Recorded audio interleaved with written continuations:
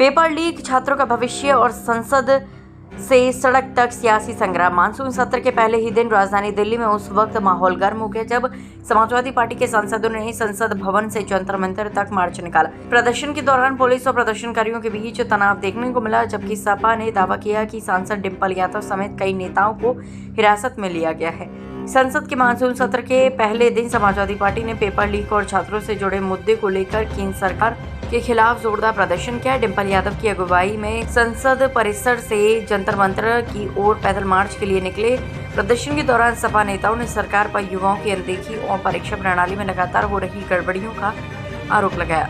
मार्च के दौरान पुलिस ने प्रदर्शनकारियों को आगे बढ़ने से रोका। समाजवादी पार्टी का दावा है कि इस दौरान डिंपल यादव समेत कई सांसदों को हिरासत में लिया गया। हालांकि पुलिस की ओर से स्थिति को नियंत्रित करने के लिए कार्रवाई की जाने की बात कही जा रही है। डिंपल यादव ने कहा कि देश का युवा अपनी आवाज उठाना चाहता है, लेकिन सरकार संवाद करने को तैयार नहीं है। उनका आरोप है कि पेपर लीक और भर्ती परीक्षाओं में गड़बड़ियों से लाखों छात्रों का भविष्य प्रभावित हो रहा है और सरकार इस पर गंभीरता नहीं दिखा रही। को मारा गया है आज पूरे लोकतंत्र के लिए, डेमोक्रेसी के लिए, इतिहास के लिए ये काला दिवस के रूप में मनाया जाएगा। आप मीडिया रिपोर्टर्स हैं, पुलिस वाले भी, उनकी आंखों में शर्मिंदगी दिख रही थी, लेकिन अपनी ड्यूटी के कारण अपने बैचेस निकाल के आए थे। गुंडे बने हुए थे कुछ पुलिस वाले तो सहयोग कर रहे थे, लेकिन कुछ पुलिस वाले बिना वर्दी के आए थे और बच्चों को मारा है, बच्चों को करंट दिया है।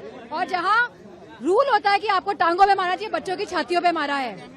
ये सीधे आघात हमारी भारत माता के सीने पे इन लोगों ने किया है। आज हमारी डिमांड है कि ये प्रधान को हटाए, एजुकेशन मिनिस्टर को हटाए, सरकार रिस्पॉन्सिबिलिटी ले, जिम्मेदारी ले, अकाउंटेबिलिटी दिखाए। अगर आपको एक मेल पुलिस ने बिटिया बता रही है, फीमेल बिटिया के कपड़े फाड़े हैं, ये आपका नया भारत जहाँ बिटियाओं के कपड़े, इस बिटिया के भी कपड़े किसी और के कपड़े फाड़े गए हैं। हमारे साथ बहुत बच्चे मिले जिनके कपड़े फटे हैं। So it's very unfortunate. और इतनी अहंकारी, इतनी निर्दयी, इतनी कठोर सरकार शायद ही भारत के इतिहास में हो कि निहत्थे बच्चों पे इन लोगों ने डंडे चलाए हैं।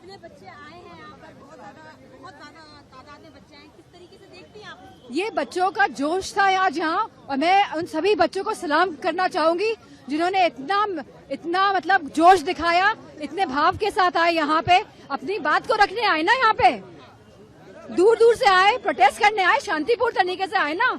ये लोग चाहते हैं कि संविधान से देश नहीं चलेगा, ये आरएसएस की विचारधारा से देश चलाना चाहते हैं।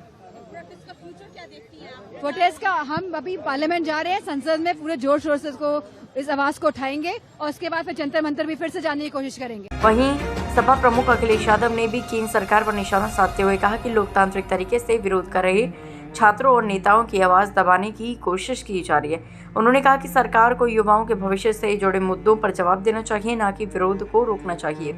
ये सरकार नहीं, अहंकार है। और जो श्रद्धांजलि में भेदभाव करते हो, जब लाखों लाख और करोड़ों लोग और करोड़ों परिवार इस आंदोलन से जुड़े हों, जिन बच्चों की जान गई, उनके प्रति एक शब्द नहीं, श्रद्धांजलि तक नहीं, इससे बड़ा अहंकार क्या हो सकता है सरकार को।